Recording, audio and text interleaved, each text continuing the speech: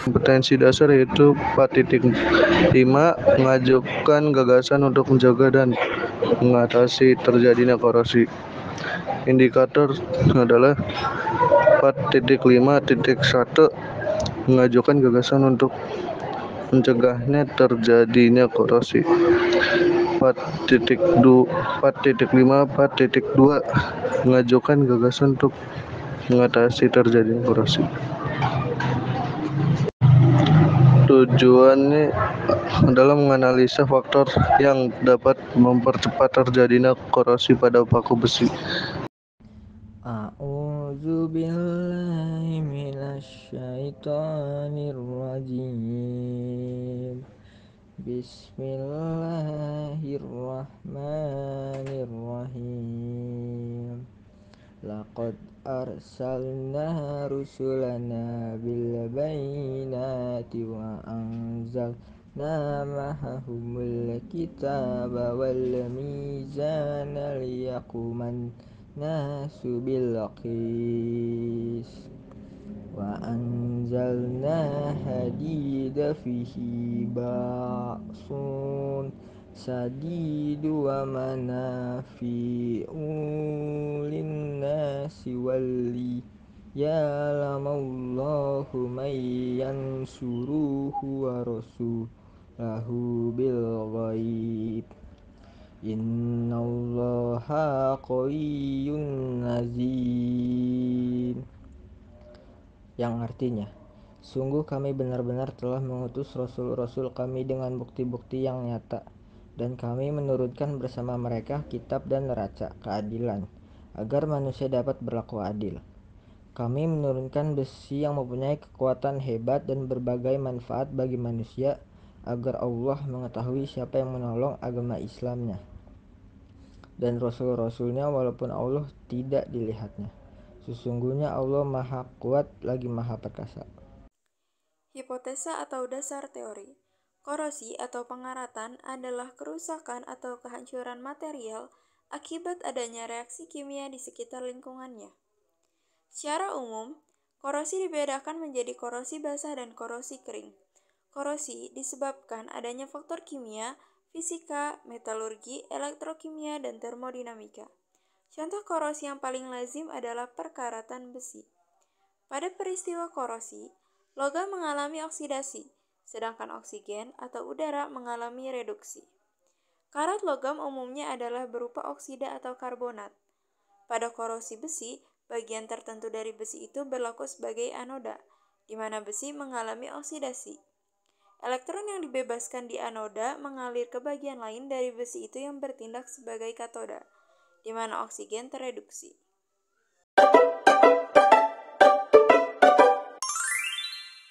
Untuk membuat air garam, kita memerlukan 1 sendok makan dan air mentah.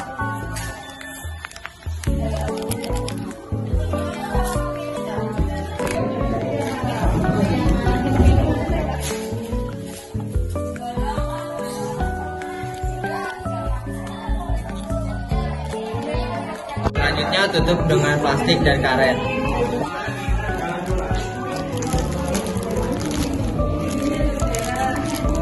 Selanjutnya yang udara itu kita memasukkan paku, ditutup dengan plastik dan karet. Kayak gini. Selanjutnya air matang dan paku, lalu tutup dengan plastik.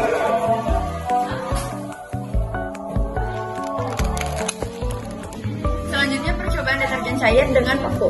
Pertama kita masukkan 1 sendok makan deterjen cair.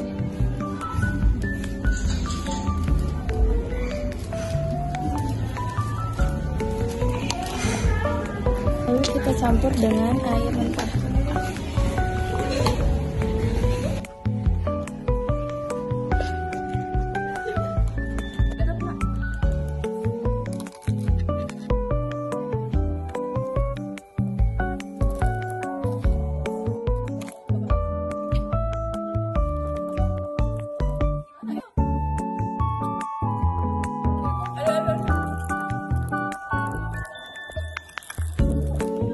Selanjutnya pakai minyak goreng dengan paku. Masukkan minyak goreng 3/4 gelas. Selanjutnya masukkan minyak goreng. Lalu tutup dengan plastik dan karet.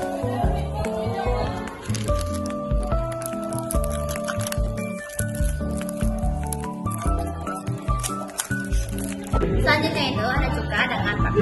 Pertama-tama masukkan cuka ke dalam gelasnya. 3/4 ya guys, kalau bisa semuanya aja. Semuanya guys. Lalu masukkan pakunya ke dalam gelasnya. Lalu tutup dengan plastik dan karet. Maaf, karetnya jauh.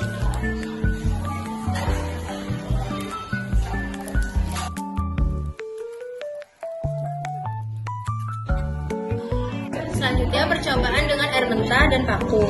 Kita masukkan paku ke dalam air mentah. Lalu kita tutup dengan plastik dan karet.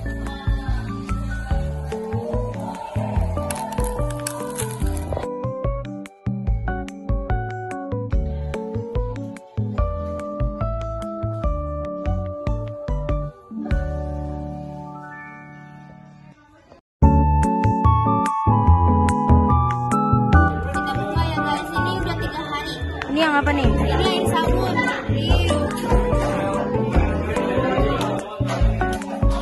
Susah banget. Tuh, ini kayak karatan paralanya yang bawah. Airnya juga keruh banget ya. Iya, airnya juga keruh. Terus lagi kita tunggu 7 hari. Selanjutnya ini air minyak ya. Kita lihat pakunya. Ini belum ada tanda-tanda karet sih kayaknya. Minyaknya juga masih bening gitu, masih minyak. Kita tutup lagi. Ini untuk yang air mentah. Kita buka.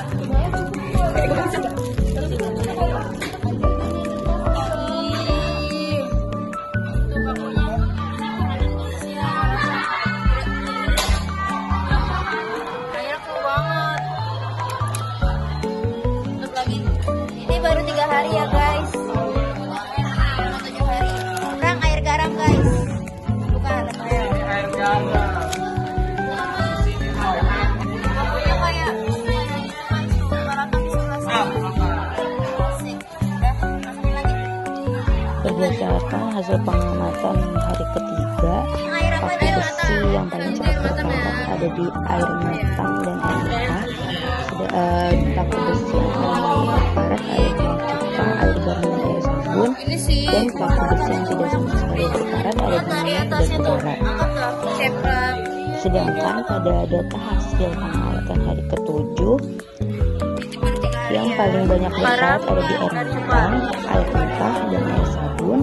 Yang paling sedikit berkarat ada di cuka dan air garam, dan yang sama sekali tidak berkarat ada di minyak dan udara. Tapi nggak ada apa-apa ya? Iya. Tapi airnya berubah. Airnya berubah. Pakunya juga jadi hitam banget. Iya. Ini ada kotor-kotor di sini. Tapi dia kayak ke atas gitu dah. Iya. Nempel di atas ya? Iya, nempel ke atas. Tuh di bawahnya juga ada. Itu di sini nih. Iya. Oke. Darah ya. Kenapa sih gue kayak gerasa? Nggak ada apa-apa ya, nggak ada apa-apa. Cuma kita naikkan.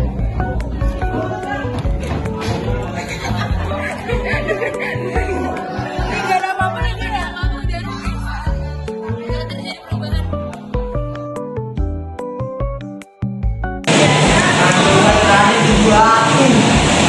Ini berkarat ya.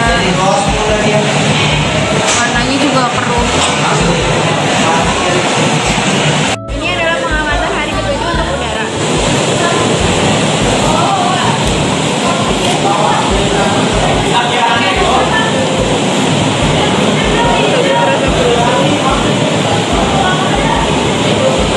Nggak terjadi apa-apa ya di udara hari ke-7. Ini adalah pengamatan hari ke-7 untuk air sabun deterjen.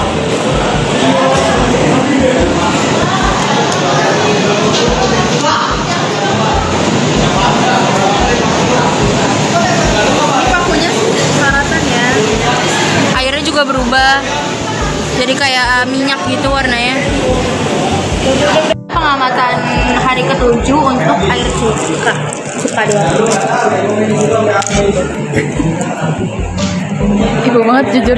Ini sebenarnya ini nggak berkarat sih, cuman dia warnanya berubah jadi merah keorenan gitu.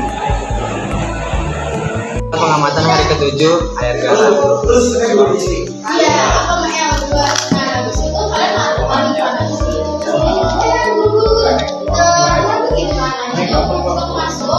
Karat ya teman-teman, lalu di bawahnya banyak serbuk-serbuk Karat. Pengamatan air matang untuk hari ke-7. Air mentah ya.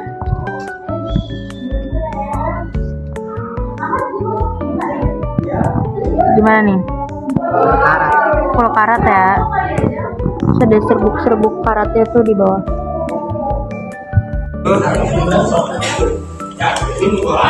Ini untuk minyak ya.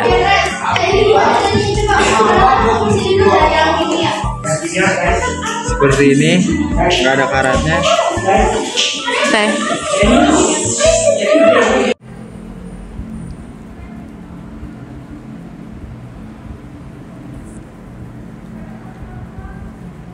Hasil pengamatan hari ketiga. Untuk udara, tidak terbentuk karat dalam permukaan paku, air mentah, airnya yang keruh berwarna kuning, karat terbentuk pada sebagian paku. Untuk air sabun, air jernih berwarna kuning, karat terbentuk di bagian ujung-ujung paku. Untuk air garam, air keruh berwarna kuning, karat terbentuk pada sebagian paku. Untuk minyak, tidak terbentuk karat dan air pun tetap. Cuka, air sedikit berubah warna, partikel hitam di dalam air. Air matang, air keruh berwarna kuning, karat terbentuk pada sebagian paku. Untuk hasil pengamatan hari ke-7, udara tidak berkarat. Air mentah, air yang sangat keruh dan pakunya berkarat. Air sabun, air keruh, paku berkarat, ada serbuk karat di airnya. Dan air garam, airnya berubah seperti minyak dan pakunya berkarat. Minyak tidak terjadi perubahan, pakunya berkarat. Cuka, airnya berubah kecoklatan, pakunya berkarat. Air matang, airnya keruh, ada serbuk karat di airnya, pakunya berkarat. Berdasarkan hasil pengamatan hari ketiga, paku besi yang paling cepat berkarat ada di air matang dan air mentah. Paku besi yang paling lambat berkarat ada di cuka, air garam, dan air sabun. Dan paku besi yang tidak sama sekali berkarat ada di minyak dan udara. Sedangkan pada data hasil pengamatan hari ke-7, yang paling banyak berkarat ada di air matang, air mentah, dan air sabun. Yang paling sedikit berkarat ada di cuka dan air garam. Dan yang sama sekali tidak berkarat ada di minyak dan udara. Saran nomor 1, buatlah gagasan untuk mencegah terjadinya korosi pada besi. Untuk mencegah terjadinya korosi pada besi, kita dapat melakukan beberapa cara berikut. Nomor 1, pengecatan. Pengecatan dapat melindungi besi dari kontak dengan udara dan air dengan mengecatnya. Cat yang mengandung seng dan timbal dapat lebih efektif dalam melindungi besi. Pastikan pengecatan dilakukan dengan sempurna agar tidak ada bagian yang tidak tertutup cat. Nomor 2, galvanisasi. Melapisi besi dengan lapisan logam seng cair untuk mencegah besi bersentuhan dengan uap air dan oksigen. Nomor 3, pelumuran oli atau gemuk. Melapisi besi baja dengan oli atau gemuk untuk mencegah korosi. Nomor 4, melapisi dengan logam lain. Melapisi besi dengan logam yang lebih mulia atau kurang aktif. Nomor 5, melapisi dengan logam yang lebih aktif. Melapisi besi dengan logam yang lebih aktif dari besi, dengan syarat E0 logam tersebut lebih kecil dari E0 besi. Yang keenam, membuat paduan logam. Mencampur besi dengan logam lain yang lebih tahan terhadap korosi seperti stainless steel. Stainless steel merupakan paduan dari 74% besi Fe, 18% nikel Ni, dan 8% krom Cr. Nomor 2, buatlah gagasan untuk mengatasi korosi pada besi. Untuk mengatasi korosi pada besi, kita bisa mencoba beberapa cara berikut. Yang pertama, melapisi dengan cat, plastik, atau bubuk. Lapisan ini dapat menghindarkan logam dari kontak langsung dengan lingkungan. Yang kedua, melapisi dengan logam lain. Kita bisa melapisi besi dengan logam yang lebih mulia atau kurang aktif. seperti Sn, Zn, dan Cr. Yang ketiga, pengorbanan anoda atau perlindungan katoda. Caranya adalah dengan menyambungkan logam yang akan dilapisi dengan logam yang memiliki potensial elektroda lebih kecil. Yang keempat, menggunakan chemical rust removers, yaitu produk kimia khusus ini dapat melarutkan karat. Yang kelima, inspeksi rutin.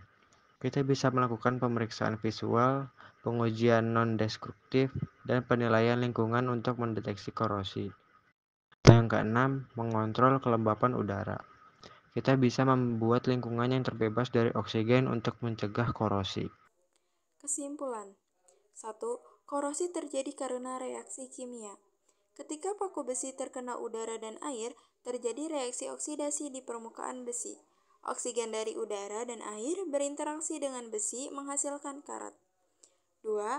Faktor-faktor yang mempercepat korosi. Korosi pada paku besi akan lebih cepat jika paku tersebut berada dalam lingkungan yang lembab atau terkena air secara terus-menerus. Selain itu, kehadiran elektrolit seperti garam dalam air dapat mempercepat proses korosi karena meningkatkan konduktivitas listrik yang mempercepat reaksi oksidasi. 3. Proses elektrokimia pada korosi. Korosi adalah proses elektrokimia di mana besi bertindak sebagai anoda atau melepaskan elektron, dan oksigen atau air bertindak sebagai katoda atau menerima elektron. Reaksi ini menghasilkan besi oksida, yaitu karat. 4. Pencegahan korosi.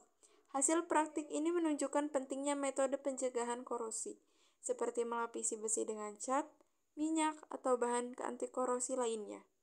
Metode lain seperti galvanisasi atau melapisi dengan seng juga efektif dalam mencegah kontak langsung besi dengan udara dan air.